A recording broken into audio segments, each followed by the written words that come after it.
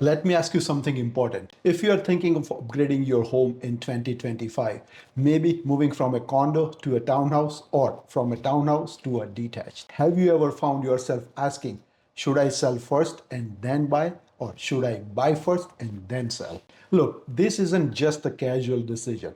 In a market like today, where rates are adjusting, inventory is high, and buyers are more cautious, making the wrong move could mean losing thousands of dollars, getting stuck with two mortgages, or worse, missing out on the home your family truly needs. So let's break it down together, because frankly speaking, this is one of the most common and most critical questions I get asked as a realtor working across the GTA. Hi, I'm Hetal Mehta. I'm a full-time real estate broker with Remax Millennium, and I have had the privilege of helping hundreds of families across the GTA, from Brampton to Mississauga, Oshawa to Hamilton, Kitchener to Vaughan, buy and sell their homes with confidence. Today's video is not just theory. I'm going to share real-life stories, current 2025 data, and a practical step-by-step breakdown to help you decide what's best for you. Buy first or sell first. Here is what we will cover. What's really happening in the GTA market right now, the pros and cons of both strategies, true client experiences, what worked and what didn't, lifestyle factors you might not have considered, financial tools that can help you make it all happen smoothly. By the end of this video, you will walk away with total clarity on how to move forward. Let's start with the market, because your strategy depends on where the market is today, not where it was last year. As of May 2025, interest rates have dropped to around 4%. The Bank of Canada is trying to stimulate home buying again. Inventory is way up. In fact, active listings across the GTA are at 30-year high, up 51% compared to last year. And for the first time in a decade, we are seeing more sellers than buyers. So what does that all mean for you? Well, if you are buying, you've got more options, less competition, and better room to negotiate. But at the same time, if you are selling, you might face longer wait times or price pressure. This creates a unique situation, and that's why the order in which you buy or sell can make a big difference. Let's first talk about selling your home before buying. Here are the main advantages of this route. You know exactly how much you are walking away with, so your next home budget is crystal clear. You won't be stuck carrying two mortgages, which is a huge relief. And when you are buying next, you are in a stronger position because there is no pressure on your end to sell fast. But there are also some downsides. If you don't find your next home quickly, you might need to rent short term or move in with family. And if the market shifts during that time, you could end up paying more for your next property than expected. Here is something really important I want to share, and it comes from experience. First, you need to do research on the future neighborhood and price range before you put the existing one on sale. And while selling, be realistic and remain open to work with the other side. Not being practical can cost you a deal and a big amount of time. To reduce the stress of that possible gap between selling and buying, I always go into deep planning mode with my clients. We don't just rush into listing, we talk through your timing, your financials, your backup options.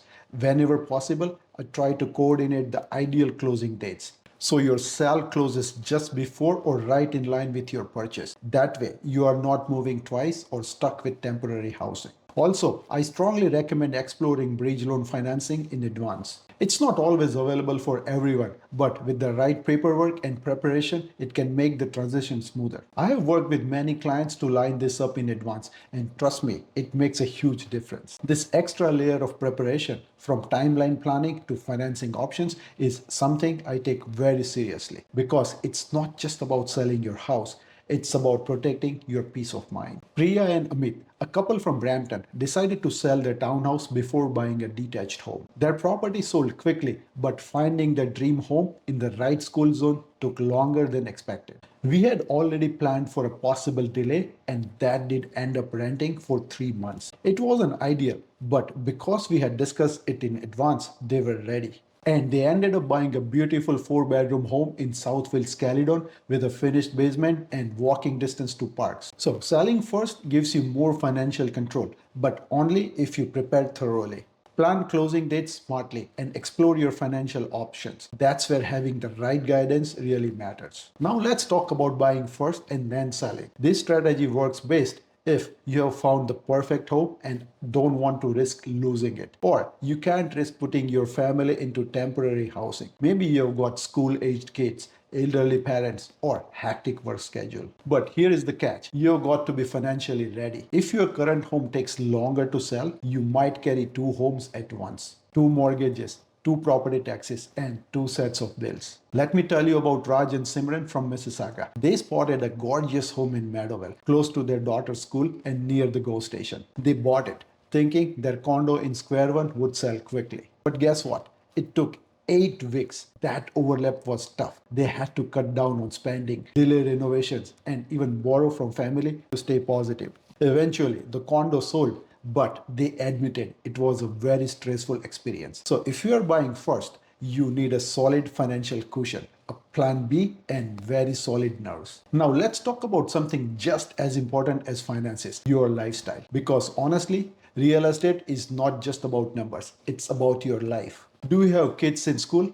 Maybe you can't afford to leave the school district mid-year. Do you work downtown and need to stay close to a goal line like in Hamilton or Oshawa? Do you have family living with you and need space for accessibility? Here is a story that stuck with me. Anjali, a single mother in Toronto, needed to keep her son in the same elementary school in North York. She saw a listing nearby that was perfect. Backyard, home office, close to friends, everything. She decided to buy first, even though it meant taking a short-term HELOC. She told me later, it was tough, but I couldn't let my son feel like life was unstable. That's what it comes down to. Sometimes your emotional or lifestyle priorities taking over the financial logic, and that's okay. If you are worried about the financial side of all this, don't stress. There are tools available. Here are 3 common ones. 1. Bridge loan. If you have bought a home and your current one is closing a bit later, this short-term loan can cover the gap. Not hard to get, but effective if you plan it right. Number 2, HELOC, home equity line of credit. You can use the equity in your current home to help fund the down payment on your next one, especially if you are confident it will sell. Number 3, contingent offers. You can make an offer on a new home conditional on the sale of your current one. Not all sellers accept it in a hot market, but right now in 2025, this strategy is making a comeback. Of course, always talk to your mortgage advisor, your bank, or a professional you can trust before moving forward. Alright, let me wrap this up with some honest advice. There is no one size fits all answer. You need to look at the local market in your area. Brampton might move differently than Oshawa, and Kitchener is not the same as Markham. Your financial situation. Can you handle temporary overlap or extra payments? And your lifestyle. What does your family need most? Here is my recommendations. Before you list, before you put in any offers, talk to someone who understands the market inside and out. Someone who has seen both strategies work and fail.